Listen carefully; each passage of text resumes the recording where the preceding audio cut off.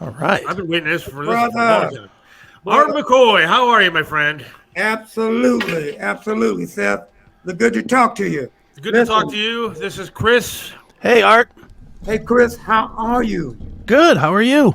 Yeah, Last time I saw you, Art, was many years ago when you came to the studio with Triv, and you wanted to give Triv a hug. yes. And I don't think he was thrilled about it, but he did, and it was fantastic to see you then. It's good to see you now. Hey, Seth, can I tell you something? Uh, Yeah, it's been a while since I saw you, but you're looking good, man. How you manage? doing all right. Hanging in there. I got rid of the long hair that I used to have, and I found it. but we miss Triv. I'll tell you that we miss Triv, and the audience misses Triv, and they miss you being on that show. So Hey, listen, Seth, uh, Triv is gone, but Art McCoy is on with Seth. Lord have mercy. Let's make it happen. amen. So what are you up to these days? I'm still doing the work, Seth, in the community, still going strong after 50 years of activism. Uh, Man, these are trying times now that we live in, but I'm still doing the work. God has given me the strength and the health to do the work, and I'm still doing it strong after 50 years of activism. And so, Seth, and by the way, I mean that when I say Triv is gone, Art McCoy is on with Seth because I remember those days, man. Seth, with your long hair, you were always the best, and in the background or the foreground, I really appreciate you. And wherever I go, even today, and it's been a long time, they always remember, say, oh, you was with Seth and Triv and all of them. So whether I go, how deep I go into the suburbanites still recognize me being on the show with you, Seth, our main guy, Triv, and all the rest, okay? And I'll tell you what, Triv gave you a lot of crap, but he really loved you. He really did. He thought you were great, and he thought you were great for the radio, and it was always a pleasure having you in the studio. So Absolutely. But Seth, I've been hearing so much about your podcast and the work that you're still doing. Man, you've always been an excellent broadcaster, journalist, uh, man on the radio, and so I really appreciate um, the work that you're doing and the fact that you've invited me on your show. Well, we appreciate you. We appreciate the activism that you still do. And I want to ask you, I mean, we'll get into everything you're doing with the book and all that, your signings and everything else. But what do you think is going on in the city of Cleveland where the violence keeps going up? And we have this young mayor in there who doesn't seem to be controlling a lot of stuff.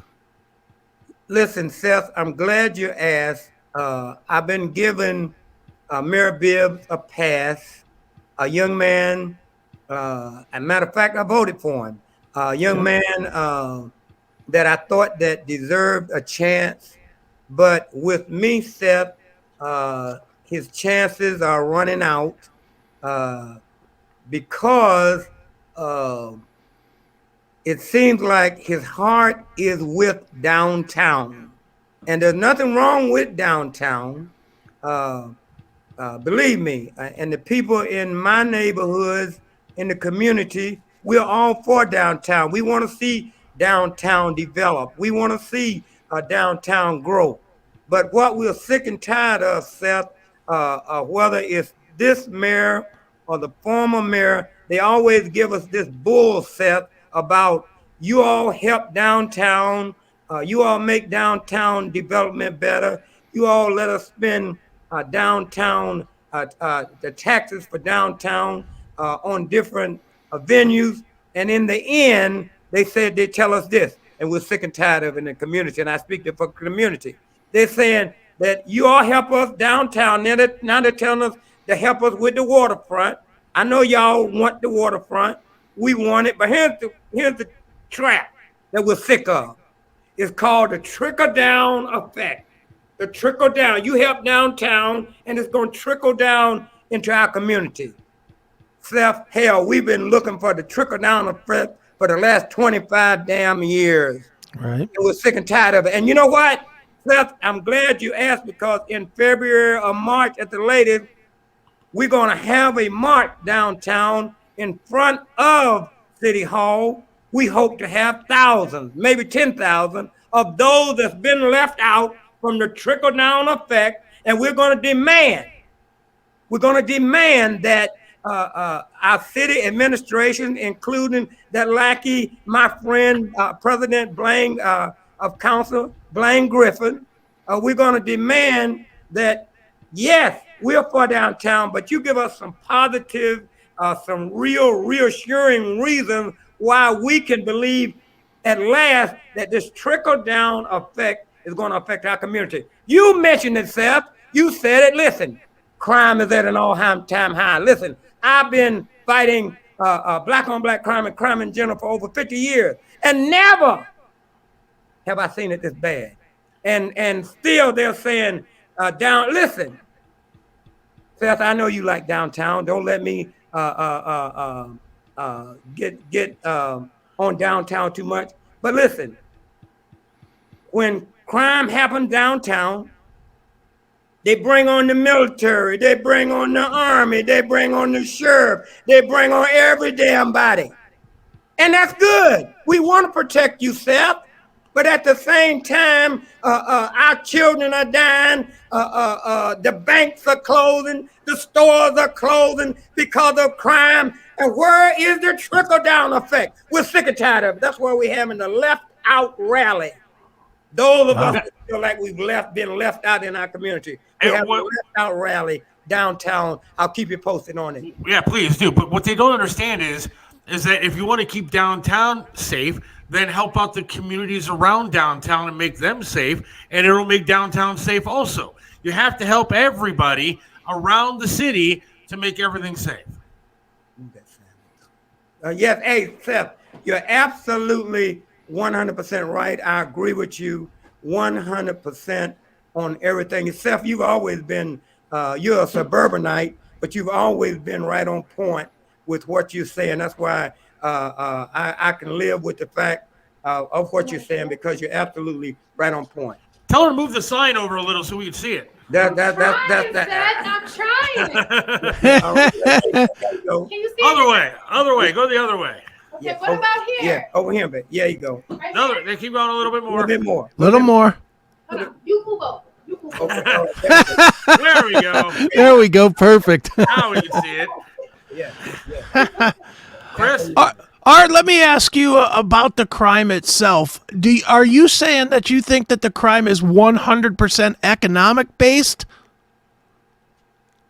No, I'm not saying that it's 100% economic based, but I'm saying that a tremendous amount of it, I would even go to say 50-50 or 70% is economic based, because if you take people and you put them in a certain condition, in a certain environment, these kind of things are going to happen. The other part of it is the moral issue of our community. We must become more morally sound and remember that we are our brothers and sisters keepers, and go from there.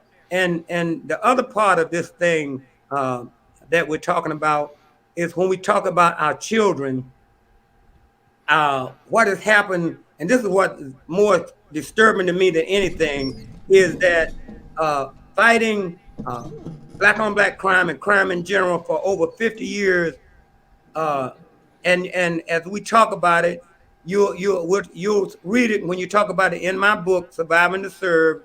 What really upsets me the most, Seth, is that I see the intergenerational flow of black on black crime. Look, when I first started fighting black on black crime 50 years ago, I thought it would have been over now and we wouldn't have this intergenerational thing. But right now, I can take you, I can show you a little toddler, 5, 4, 9, 10, and they have this beat down mentality and it ain't like the fights that we used to have at young people. Now you can have a 5-year-old fighting a 4-year-old, and they want to beat them down and kick them down, and with this mentality. So where did this mentality come from, Seth?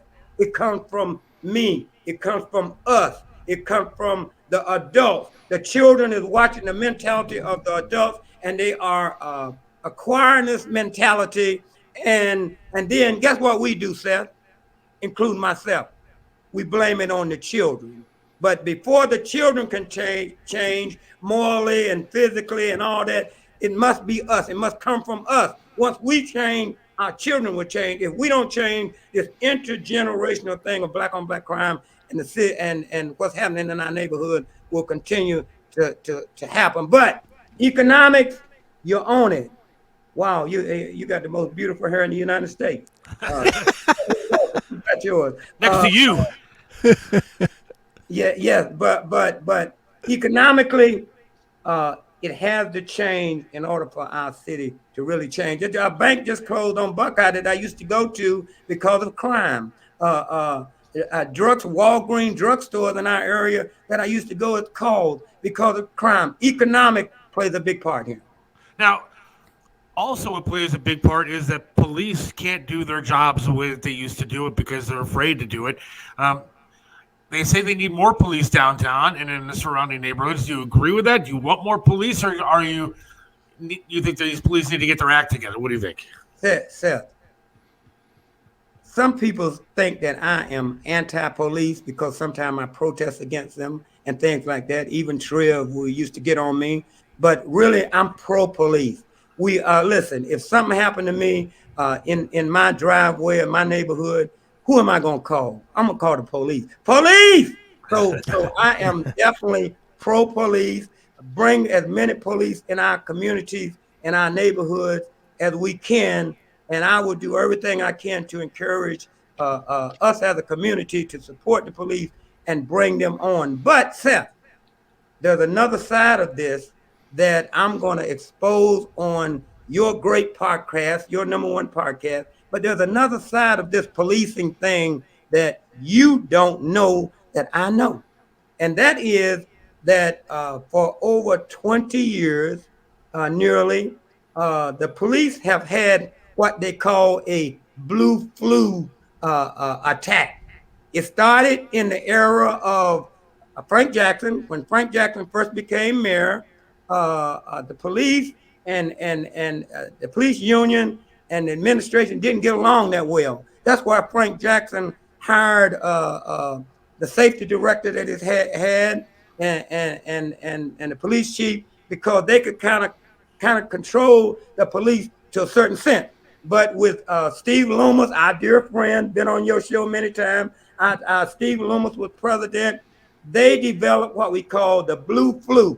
In other words, we ain't writing no tickets, we ain't policing like we used to, in retaliation for what was going on with the administration. And I tell you today, Seth, right today, this blue flu still continues. So we got two elements here. We got one where we need the police, and we got one where that mindset,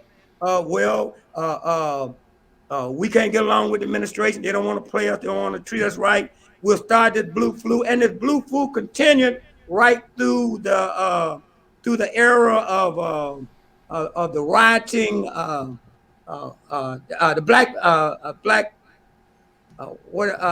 Black Lives Matter movement. It just continued. So you got two elements. The mayor is trying to address the one element of more policing. Kudos to the mayor, but he hasn't addressed that blue flu issue, which is a silent secret, but Art McCoy is exposing it right here on this great podcast, that there's another element that needs to be brought into existence, and that's that blue flu movement that the police has developed and has developed for over 20 years. They need to change. Art, do you think that, and this is not just a Cleveland thing, but just maybe even a national thing, do you think that we as a people are still trying to get together and not be divided between races? Because it really seems now like you've got all these little organizations that are pushing everybody apart. You know, people don't like Antifa. People don't like Black Lives Matter. People don't like, the police. People don't like, it's purposely making people make decisions on who they support, which I think is one of the most detrimental things that we have going on today. No? I agree with you 100%. Let me say this to you. If it hadn't have been for the insurrection, which some people don't believe happened, but if it hadn't been for that, by now, our community, our country would have been in a somewhat semi-civil war, because you had all these elements of all these groups, the Proud Boys and the Oath Keepers and all those, and then you had Black Lives Matter and all those on that, and they were all armed and ready to the teeth. And if it had not been for the insurrection that had exposed many of these groups at the Capitol, then by this time right now, I can assure you, because I'm on ground zero, I can assure you that there would have been some attacks against Black Lives Matter. There would have been some retaliation. The Proud Boys and the Oath Keepers and all of them, the militias would have came in, and we would have been in somewhat of a civil war in the country right now. But by the fact that the insurrection came about, it kind of exposed a lot of these groups, a lot of these leaders to the fact that they couldn't do this. And so that quelled it a bit. But you're absolutely right. Listen, I am all for the community, the Black community, the white community, and all communities getting together. It's the only way we're going to be able to survive in this country, to make it what it needs to be. And that's why, even though Seth and I might have not got along well on the radio, but as human beings, we liked each other. Listen, Triv and I, my great Italian friend, we might have not liked each other on the radio, but we respected each other, and that's what kept us together and brought us together. And I'm all for, a lot of people think that I am, Art McCoy, Black activist, he white. No, I love Seth. I love you. I love Trill. And that's why the suburbanites responded to me and to right today, because of Seth and Trill and Carmen and them, they still give me the utmost respect. So you're right on point with your comments. And what you want is what the Black community want. It's just those divisive tools that keeping us apart. And as long as they can keep us apart, we're in big trouble in this country. And I think it goes both ways. I mean, you could say what you want about Donald Trump and whatever he did in the insurrection, but Joe Biden goes on TV and says, and calls half the country horrible people because they are supporting Trump. They divide just as much as the right does. And I hope you see that, right? Listen, I didn't mention anything I dislike about former President Donald Trump. I was speaking of the insurrection of the community. I understand what you're saying, but on the same token, yes, I agree with you that the divisiveness is on both sides, and I respect that and 100%. And so I agree with you 100% on that. No problem with me on that. Whoever's going to bring the country together. Listen, do you know some of my best friends? I'm a Democrat or independent, but do you know some of my best friends are Republicans? Do you know Dale Fellows, one of the head people in there? He runs the Lake County Republican Party. He's one of the best friends that I have. It doesn't make no difference. Listen, let me tell you something, Seth. You ain't never been to jail, but I've been to jail. It's all in the book.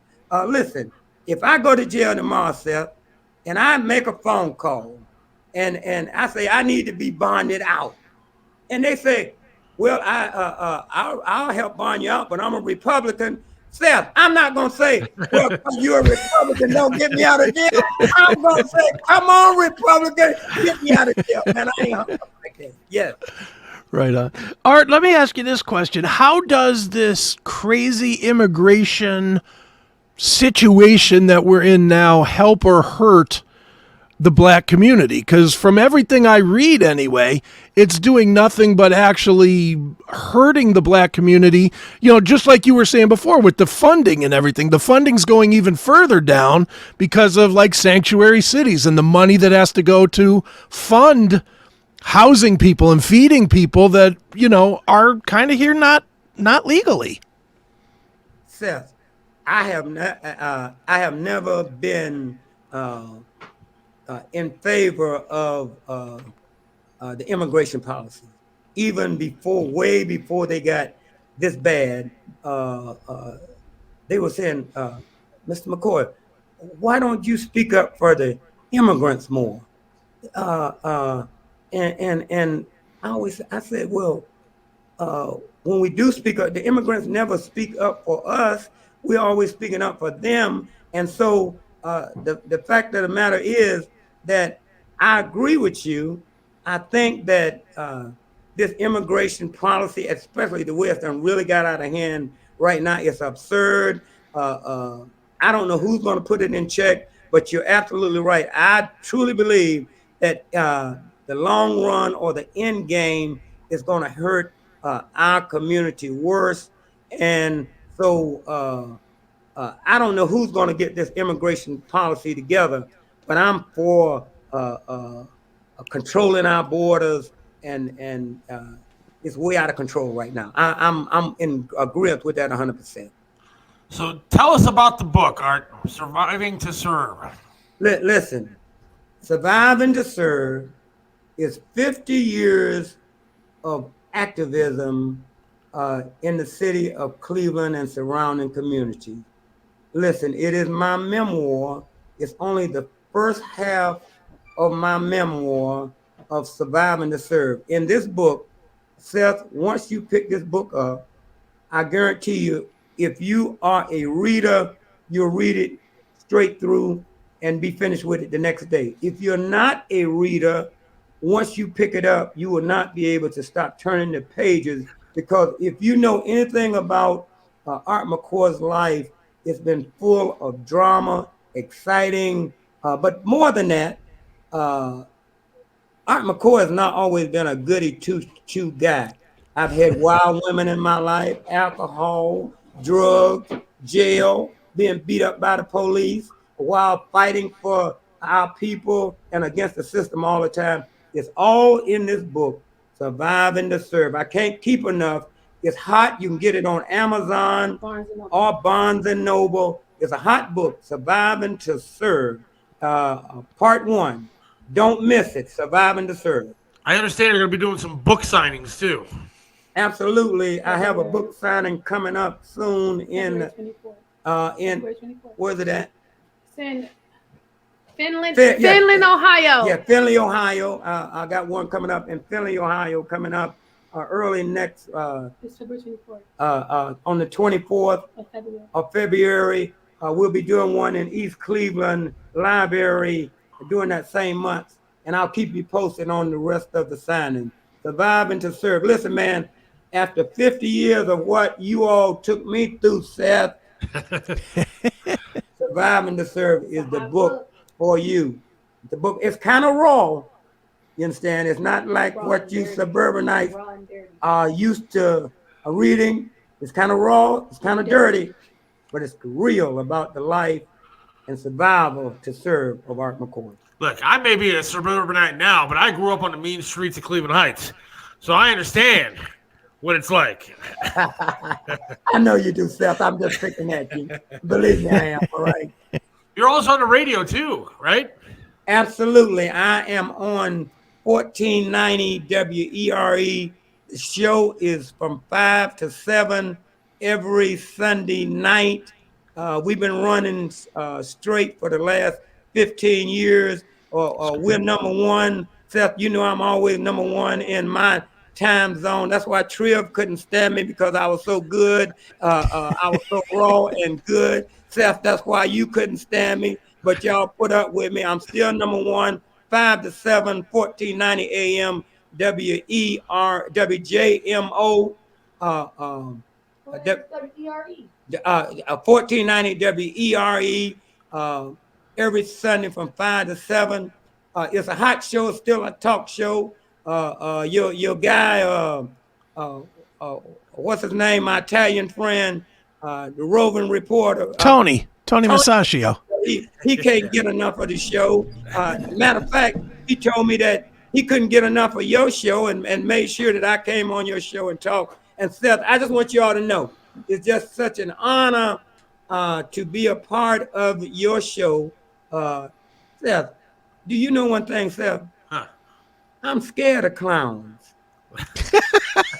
I'm scared. I'm getting horrified. See, I didn't know that. I'm sorry. I apologize. I can't see you for the clown.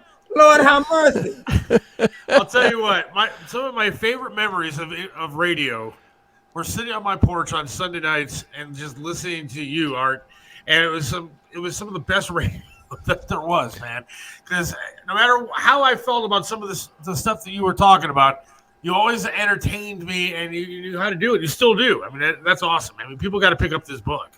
Hey, Seth, one final thing. Listen, the reason I roll the way I do on the radio is from the advice of my dear friend, Mike Trevisano. I remember when Ray Davis brought me into the studio, and he took me to the office of Mike Trevisano. And I thought Mike Trevisano was going to be mean to me and all that. But Mike Trevisano invited me into his office, and he said, "Oh, you coming on the radio?" I said, "Yeah." He said, "I'm going to give you one piece of advice." He said, "Art McCoy, I know you're always serious and talking about crime and talking about issues." He said, "But listen, that's all good, but that becomes boring after a while. Radio is about entertainment. You understand? Then when you entertain the people and then you get them to listen, then you can get the hard issues across." I listened to the words of Mike Trevisano the first time I was ever in his office, the way he treated me, what he told me, and I take it to this day right now. And, one thing, you can say whatever you want about Mike Trevisano. Mike Trevisano, if he believed in you and he liked you, he tried to help you. He wasn't a hater. Right. That is absolutely true. Well, everybody's got to pick up Surviving to Serve, Amazon, Barnes & Noble, right? Yeah. Yep. And then you're going to be doing some book signings out in Findlay, February 24th, and then East Cleveland. But I want to know more about that rally when it comes up. You got to let me know what's going on with that, because I'm going to talk about it. Yeah, you got to come back on when you know more about that rally in downtown Cleveland. I might even come down there and join you, because, I agree with you that the neighborhoods need to be taken care of. So let me know. Absolutely. Seth, it's been a pleasure to talk to you, even though I'm going to have nightmares tonight about the clown, and I don't like that. Oh, Lord, I know it, Seth. But that's you, Seth. You're always the greatest journalist, broadcaster in the world, but you've always had a great sense of humor. And listen, finally, I'd like to borrow just a little bit of that hair, and I'll be happy. Thank you so much. Love y'all. Thank you, Art. All right, Art. Remember, Surviving to Serve. Remember, absolutely. No truth, no justice. Oh, come on, Seth. No peace. No peace. Oh, Lord, have mercy. You're slow, but you're right. Okay, thank you. Bye-bye. Thanks, All right, Art. Take care. I love that guy. Wow. That was good. That was fun. He's fantastic. Whether you agree with him or not. Yeah. I don't agree with everything he said right here, but I'm okay. But he's entertaining and he's fun to listen to. And he believes what he believes. And that's, you know what, in this world today where everybody's so damn wishy-washy about everything, yeah. I like somebody that believes what they believe. That's cool. That's good. I'll tell you what, that book is going to be something else to read. I got to read that. I got to read that too. Anybody that says to me that this is too raw for them, okay, that's a challenge. It was nice hearing him talk about Triv and stuff, because sure, but obviously didn't agree with a lot of what he said, but sure as hell when that guy came in the studio, it was a good time. Do you think? And I'm asking. I wish we could have gotten in more about the jail stuff and everything else. No, next time. Yeah. Next time we'll definitely do that. I mean, here's what I'm always curious about. Do you think? And I'm asking you as a radio veteran. Do you think these guys always want to only do stuff with people that agree with them? I think no. I think Art wants to have some back and forth and some different ideas that he can, because that's the only way he can make his point valid, is if he challenges somebody that doesn't believe his point. You know, if me and you sit there and say, hey, you know what? Let me just tell you, Scarlett Johansson is hot. If everybody says that, you know what? There's not much argument there. Who's going to argue that point? Right. But if somebody comes on and says, you know, Mayim Bialik is a stunner, okay, now we got something that we can argue about. Or you can go home with a trans man and get fooled. Yeah. See, and we got into a nice little, 30 minutes of that? But I'll be honest. I mean, Triv obviously knew that, and I tried to. Sure. I mean, sometimes, even by my own family, I get accused of being like too harsh when it comes to radio stuff because I don't give a shit about your feelings. Yeah. I don't give a shit about anything other than what's going to make the product good. Mm-hmm. And sometimes it gets me into trouble because sometimes I'm kind of heartless when it comes to it. But I want somebody to come on and challenge Bob or challenge Triv because that makes for better radio. I mean, that makes for a better product in the end. And there was nothing better than challenging you to eat asparagus. Look, there are some horrible people out there. We've had some horrible callers over the years, some racists, Sure, people just downright despicable. Scott from Massachusetts was a downright racist who would call up the show all the time and just would hate like you can't believe. But you know what? It was good radio, and I never. They ended up banning the guy because they didn't like what he said. But what makes good radio is sometimes that arguing, that back and forth of And sorry if you're too much of a wuss anymore. The people today are too much of a pussy to deal with a little bit of controversy and a little bit of arguing. But that's what made it good. Absolutely. No, you're absolutely right. I mean, that is what makes it good. It's nice radio is just that. It's nice. It's boring. It's dull. There's a reason that so few morning shows make it, because they all do just nice radio. Oh, did you see what was on TV last night? Or, oh, it looks like it's going to be a wonderful day today. Who wants to listen to that 4 hours a day, every day? Look, Howard was the king of it. Dude, even in this town, I mean, Triv was always confrontational. I mean, that's not mornings, but look at, and I don't love this show at all, although I love Doogie. Rover has been the king in this town for 20 years? 25 years, whatever. And what does he do? Confrontational radio. Yeah. That's what he does. Again, it's that old theory or what they said in Howard's movie. The people that that listen to Howard the most are the people that hate him. Yeah. Now I think it's just a shell of himself and just sucks. I could give a shit less what he does. Yeah, but you don't listen either. That's the difference. Yeah. But when Howard was doing it at his best, it was because he made you want to know what was coming out of his mouth next. You had that controversy of, now not so much. Yeah. But, I agree with this. Yeah, but still, he has a knack for doing his job. Yeah. I mean, Rover 1 has been very nice to me, so I have nothing bad to say about it. I know you guys have your history. Yeah, I love Doogie. Doogie's great. His entire staff has been nothing but nice to me and helped me through when I even had my life. So I got nothing bad to say about those guys. Everybody has their own taste in radio, and I get it. But he's done something right to stick around here as long as he has. Can't take that from him. There's been nobody around here that's been able to do any better. No, and him and his staff are probably all making six figures doing radio in one market, which is great. They're making good money doing everything they're doing. I'm not trying to disparage them. I'm just saying I'd never. I have my own reasons, which are definitely. I hear you. They are definitely behind the curtain and staying there, but. I'm on your side. I'm just saying, me personally, they've been nothing but nice to me. And there's never been anything. If there was something better to listen to in this town, believe me, they would have lost their jobs by now. But that's when radio works. But there's not. And that says something all by itself. It says something all by itself that in 25 years, there hasn't been one show that's emerged to boot him. Yeah. That's a testament. That's a testament to him. Stuff hesitates for a strange thing in his mouth since the asparagus. Okay. I didn't say that I was into men. I said that if you can get fooled being a man by a woman or a man who is now a woman or whatever it is. But certainly not for them doing it to our children like the left politicians are. All right, seriously, we're going to keep going down this road.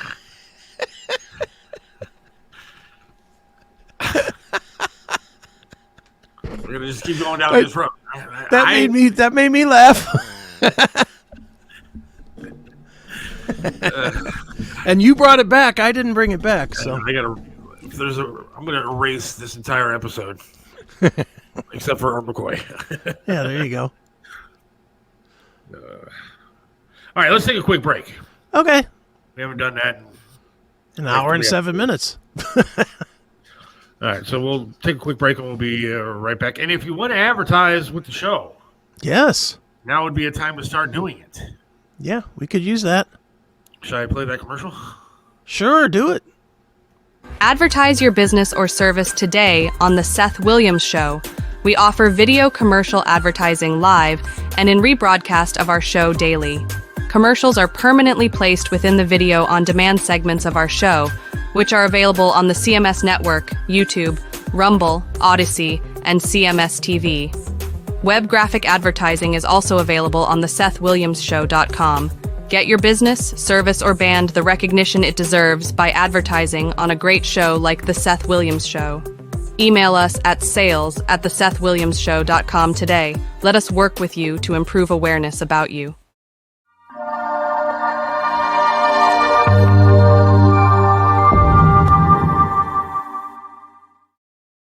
Hey everybody, it's Don Doc, and when I'm feeling nostalgic, I always go to Pinball PA. You gotta go check it out, it's a lot of fun.